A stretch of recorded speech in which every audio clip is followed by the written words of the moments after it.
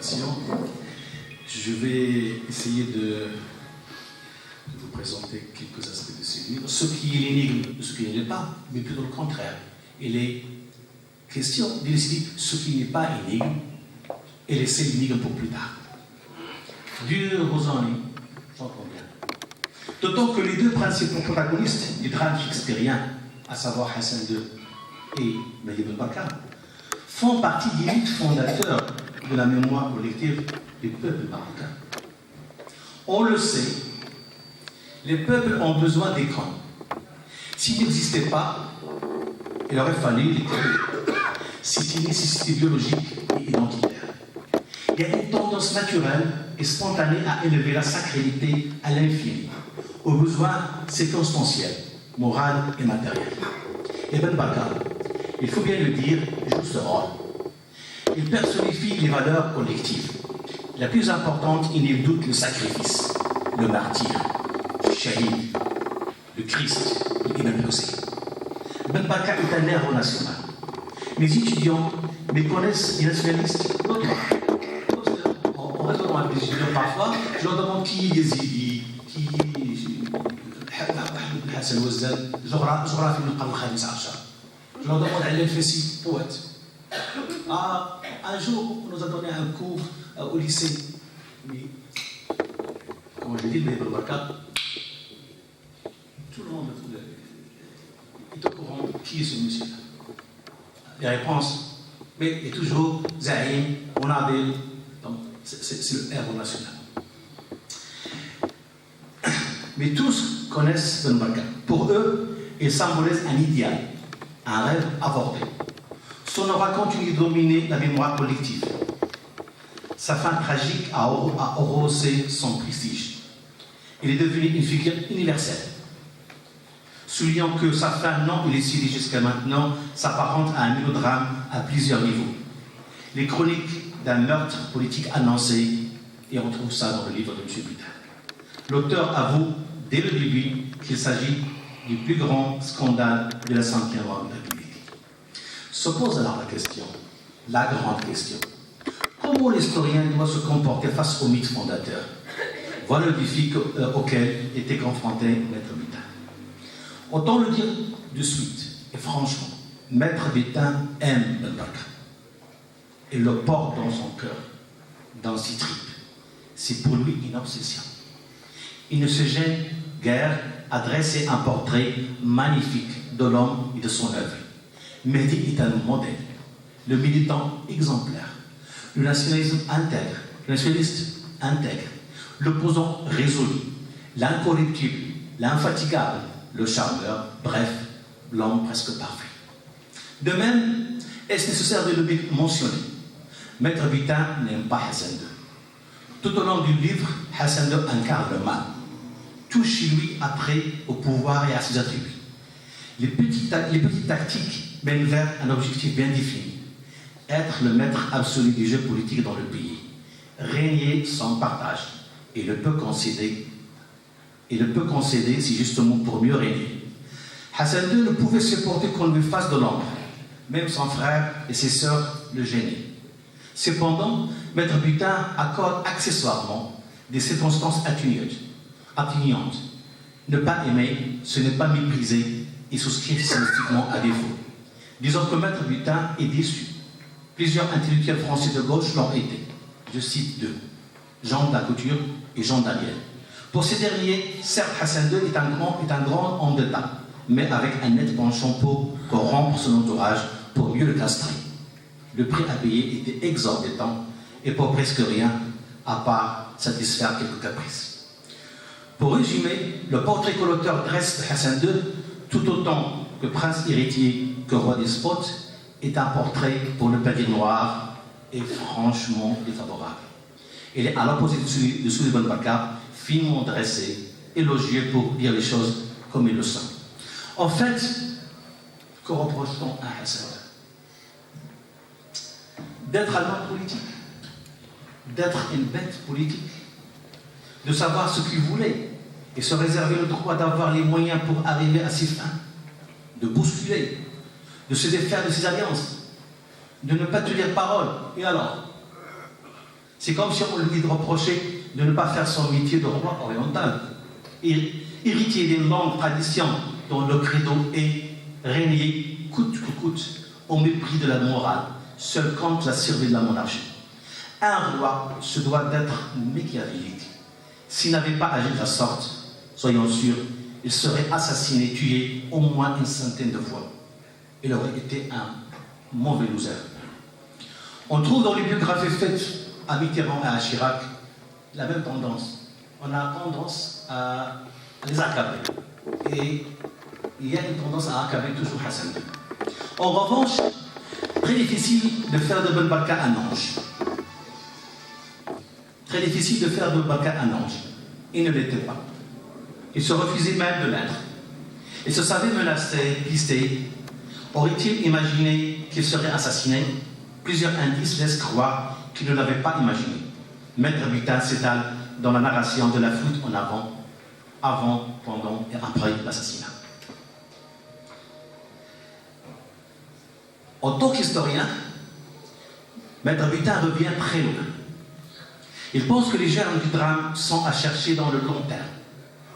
En scrutant l'évolution de la situation générale sous le protectorat, l'auteur a l'intention de tracer sinon une ligne, une trame qui fait le parallélisme entre le nationalisme citadin et les trajectoires de plusieurs nationalistes, notamment celle du jeune Mehdi Ben Barka. Il est clair que cette trame est diamétralement différente de celle des jeunes Hassan II. Nous ne sommes pas dans la même configuration que dans la Tunisie ou autres pays africains et arabes, où on peut parler de camarades ou de compagnons de lutte. Mehdi, de par ses origines, sa formation, ses objectifs, affirme l'auteur, appuie sur le mouvement national, pas seulement comme celui d'une bourgeoisie, mais celui de tout un peuple. Hassan II pensait le nationalisme autrement, nul ne peut lui en vouloir. En outre, l'auteur met le doigt sur le nœud du problème, le vrai, l'essentiel. Quelles seront les nouvelles institutions? Il faut dire que ce problème s'est posé après le retour, pas avant. Après le retour de Mohamed V, du sultan Mohamed Youssef, pas avant. On serait tenté de dire, hélas. Il y a une expression marocaine qui dit Galou Baktah, Galou Mkhayma, jamais. En effet, tous les acteurs parlaient en toute sincérité de démocratie, de monarchie constitutionnelle, d'une laïcité à la marocaine, non pas comme celle de la reine d'Angleterre, mais surtout pas comme celle du roi d'Arabie Saoudite. On s'entendait à ce que le sultan garde tout son prestige, condition pour le maintien de la cohésion sociale. Le sultan ici, c'est Mohamed bin Youssef, ce n'est pas n'importe quel autre, ce n'est pas un autre. Pendant longtemps, quand on disait le Damin lâche, on pensait Mohamed V, on ne pas un autre. Mais pas n'importe quel autre sultan. On savait que Hassan II ne pouvait être comme son père. Ok pour la démocratie, mais comment y accéder? Quelle institution? Et surtout, quel rôle pour la monarchie? On peut dire ce qu'on veut dire sur les relations entre Hassan II et son père, mais il y a un sujet sur lequel il y a une concordance. C'est bien la centralité de la monarchie dans le système. Tout doit y trouver origine et finalité. Si on n'a pas besoin des rois, autant qu'ils s'en va. Ben Barka s'était rendu compte qu'il fallait jouer serré, ne pas laisser trop d'espace pour le sultan. Cela reviendrait à laisser se renforcer le camp adverse, celui des féodaux. Les uns pensaient mener une guerre sainte, les autres une guerre existentielle. Il fallait se battre pour ne pas disparaître. Dans cette course contre la montre, les coups fusent. On ne recule devant rien, quitte à jouer gros. L'affaire Saadi constitue le summum. L'auteur a tendance à innocenter Ben Barka et jeter un terme sur le prince, à qui profite le crime, mais il y a plusieurs angles des questions.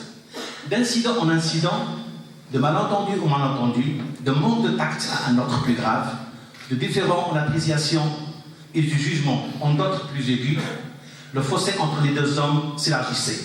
Il aurait pu devenir des bons amis, mais hélas, Al-Qadar a voulu autrement. Il devient franchement grand, ce fossé, quand le prince cesse d'être prince et devient roi. Mohamed V n'était plus là pour faire écran entre les deux hommes. Le livre puise sa consistance dans ce duel à fleurs et moucheté entre les deux ordres. Deux visions différentes et souvent opposées à ce que devrait rassembler la vie politique au Maroc. Mais le livre n'est pas que ça.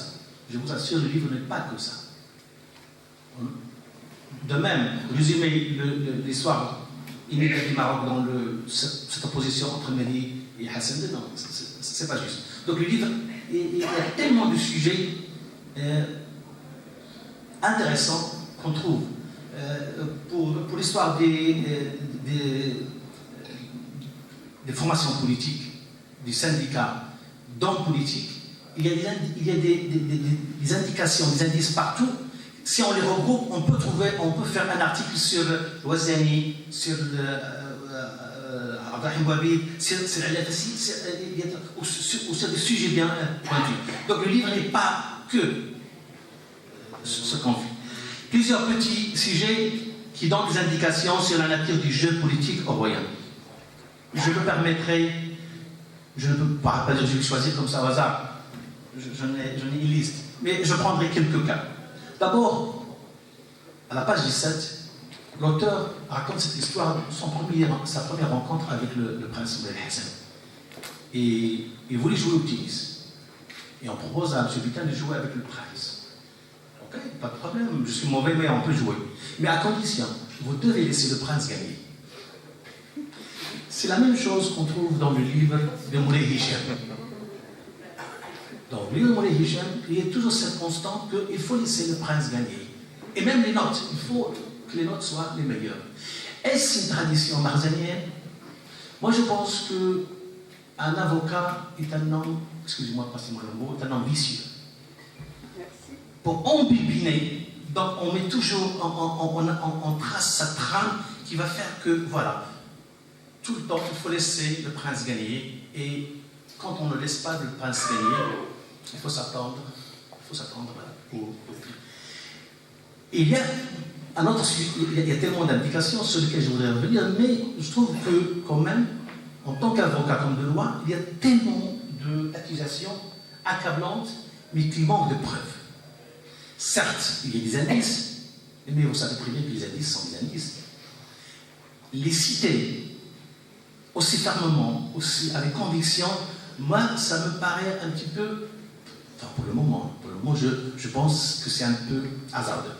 C'est mon point de vue, en tant qu'historien, ou quelqu'un qui s'intéresse à la chose historienne. Je voudrais aussi, je vais vous dire une chose que vous citez, une certaine confidence qui vous a été faite par le fils de M. Bouhabid. Sur un soir, une discussion entre le prince Moulay Hassan et son père. Et c'est pour ça qu'il faut en tirer que l'opération suivie par le sultan et qui a mal tourné était, bien sûr, on peut toujours, mais bon. Je ne saurais laisser passer l'occasion sans évoquer un sujet qui vous est très cher, celui des Français libéraux. Le livre est un hommage à ces gens nobles, ceux qui ne croyaient guère à la colonisation de combat. Il aussi substituer la conscience positive.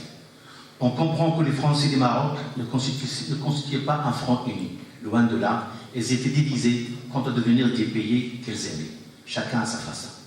Les oppositions conjuguées ne facilitaient guère la tâche de l'administration des protectorats et encore moins celle du gouvernement français, pressé de trouver une sortie à une erreur fatale pour enfin affronter la crise algérienne.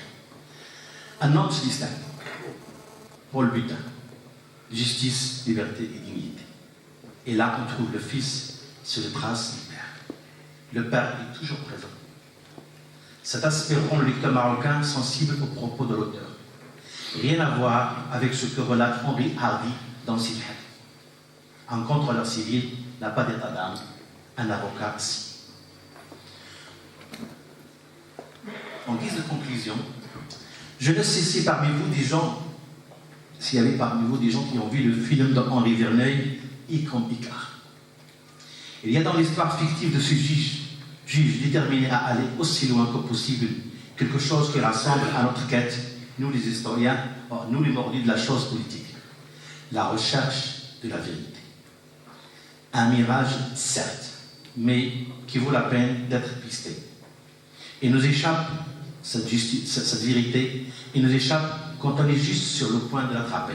Mais c'est clair, un jour, on arrivera à la voir. Et même si cette vérité se relève à nos enfants, et même à nos petits-enfants, on dira, Maître Maurice Butin y avait contribué. Merci, Maître, la nation marocaine reconnaissante.